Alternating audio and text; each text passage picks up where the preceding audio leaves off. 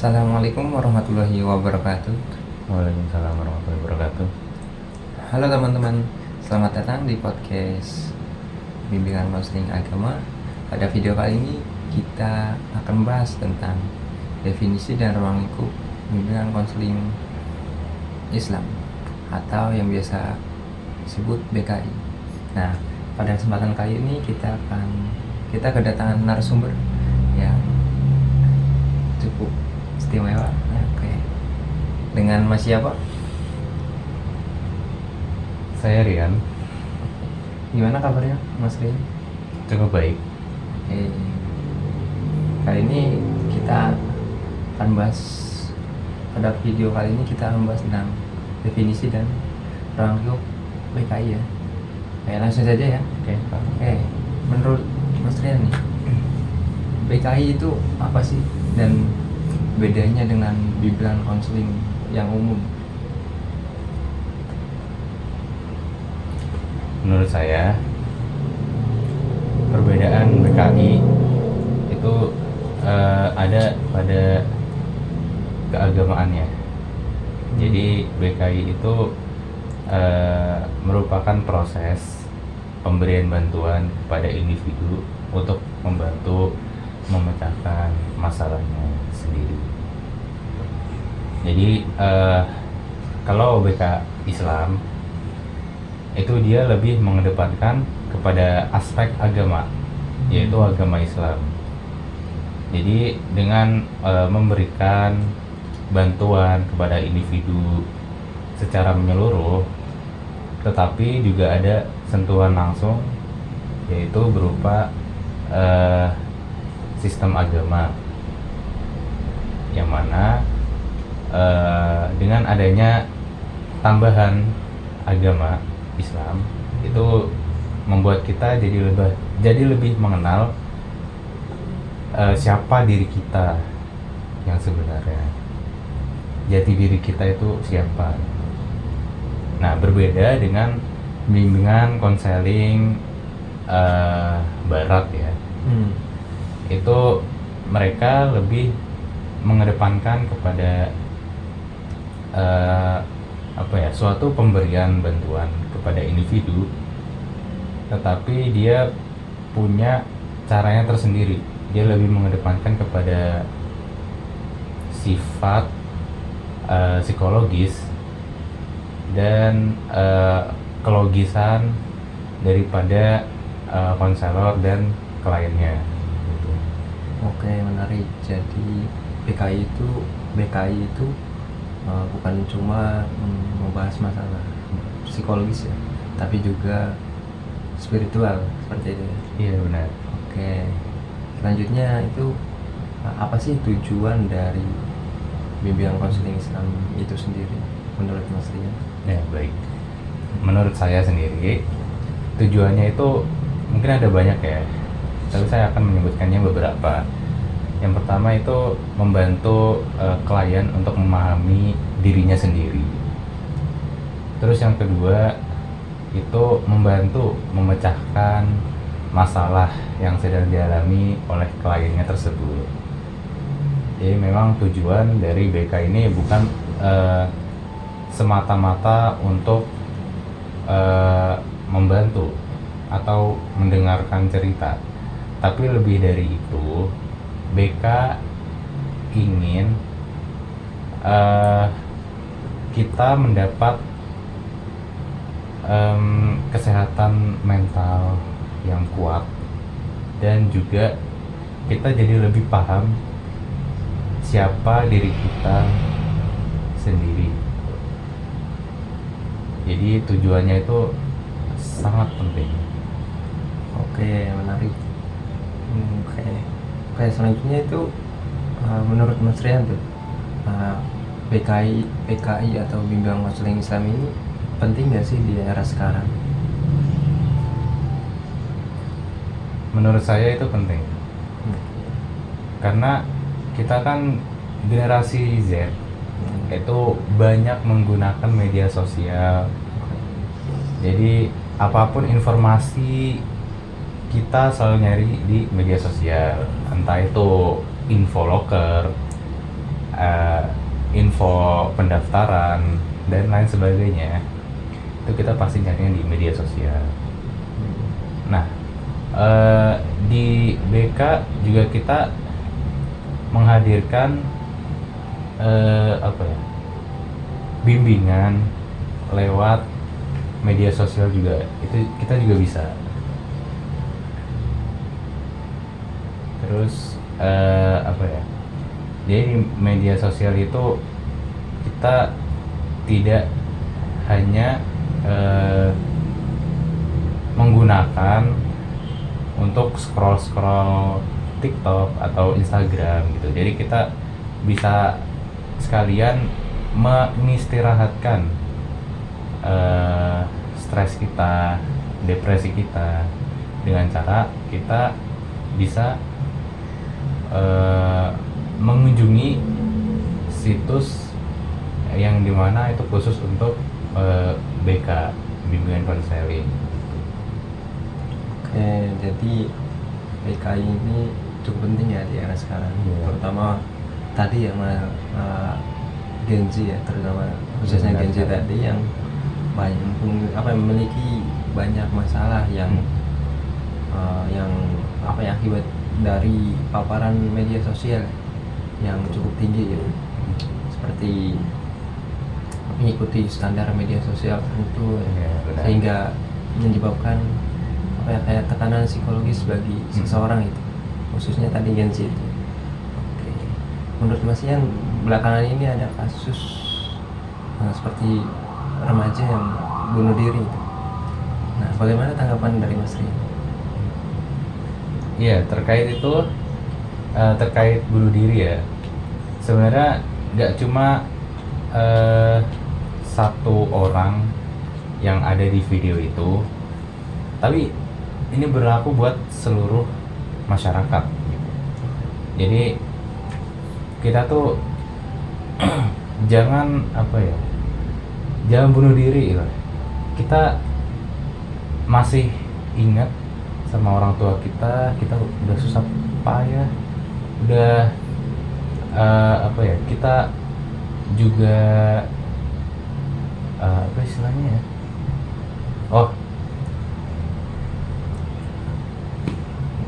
Kenapa?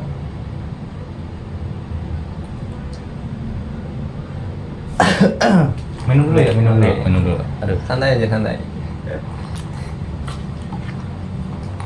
minum dulu guys.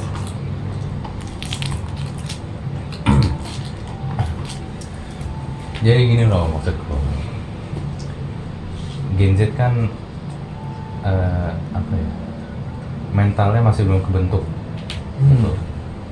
Jadi mereka mungkin dari akibat bunuh diri itu ada berbagai faktor tuh. Yaitu mungkin dari faktor keluarga. Nah, faktor keluarga ini bisa jadi kita punya keluarga tapi keluarganya itu broken home gitu loh. Jadi selalu orang tuanya tuh berantem, dikit-dikit pergi kemana gitu. Kita broken home, kita nggak tahu harus ngapain, kita kehilangan arah. Nah, di situ kita udah kayak ngerasa nggak ada harapan dan memilih untuk bunuh diri. Nah, selanjutnya itu mungkin ada faktor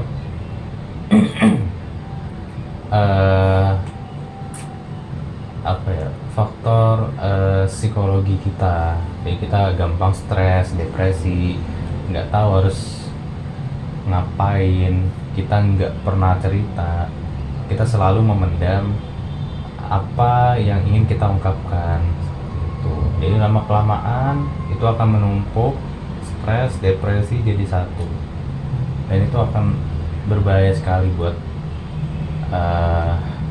pikiran kita. Jadi kita gelap mata dan kita memilih untuk memilih jalan terakhir kita dengan cara bunuh diri seperti itu. Dari penjelasan Mas Rian tadi yang cukup menarik ya, saya teringat dengan stigma bahwa laki-laki itu tidak bercerita. Nah, bagaimana pendapat Mas Rian dari stigma itu? Dan apakah seseorang yang seperti seperti kasus tadi ya, bunuh diri gitu. Bisa dikatakan karena ibadahnya kurang, atau seseorang itu kurang ibadah, terus kurang lah dalam aspek spiritualnya. Apakah itu bisa menjadi faktor seseorang itu melakukan hal-hal yang seperti Mas Rian jelaskan tadi? Begini ya, statement bahwa laki-laki tidak bercerita itu tidak sepenuhnya benar. Tidak sepenuhnya benar, karena laki-laki itu juga manusia. Mereka punya rasa, mereka punya hati, dan mereka punya pikiran. Jadi mau apapun keadaannya, mereka harus tetap cerita supaya orang lain paham, supaya orang lain akan berusaha memberi kita bantuan seperti bimbingan konseling, ya kan. Jadi kalau cowok itu memang ya, buat beberapa cowok yang merasa dirinya kuat atau bisa hidup sendiri tanpa bantuan orang lain, akan berpikir bahwa statement itu benar 100%. Tapi nyatanya kebanyakan cowok juga akan ngerasa bahwa dia itu butuh teman curhat. Jadi dia itu nggak tahan buat pendam sendiri. Jadi menurut saya itu penting ya. Jadi statement itu nggak sepenuhnya benar. Statement bahwa laki-laki tidak bercerita itu buat orang yang mentalnya baja kali ya. Tapi serius, kita mahasiswa emang harus lebih banyak bertanya, lebih sering bercerita, supaya kita tidak mudah stres, kita tidak depresi, ya. Begitu. Healing juga ya. Iya, benar. Ngopi. Oke. Untuk tadi faktor kurang ibadah atau kurang iman, menurut Mas Rian itu kalau kurang ibadah jelas ya. Kurang ibadah, kurang iman itu juga jelas. Itu pengaruh banget. Jadi ibadah dan iman itu jadi satu, itu pelengkap. Jadi kalau misalkan orang itu bunuh diri, berarti imannya lemah. Terus kalau orang itu bunuh diri, berarti ibadahnya kurang. Dia nggak ada rasa bersyukur gitu, atas apa yang Tuhan berikan kepada dia gitu. Jadi ini berpengaruh sekali, dua ini. Oke, sebelum kita akhiri podcast kali ini, mungkin ada simpulan atau pesan untuk teman-teman yang menonton video kali ini dari Mas Rian. Silakan. Pesan ya. Oke. Untuk teman-teman dan yang mengenal saya berharap pada perbincangan kita kali ini itu akan membuahkan motivasi buat teman-teman, dan semoga semangat selalu dalam menjalani kehidupan ini. Jangan sampai kita melakukan sesuatu yang ceroboh seperti dalam kasus bunuh diri itu. Jangan ya teman-teman ya, karena nggak ada gunanya juga kita bunuh diri, yang ada malah nambah dosa seperti itu. Oke. Mungkin cukup segitu ya podcast Iya, dari kita. cukup. Oke. Terima kasih teman-teman yang sudah menonton podcast hari ini. Mungkin sekian podcast dari kami dengan Mas Rian. Saya Rian Senatantio dengan NIM 52. Oke. Dan saya Ahmad Subhani dengan NIM akhir 051. Oke. Terima kasih.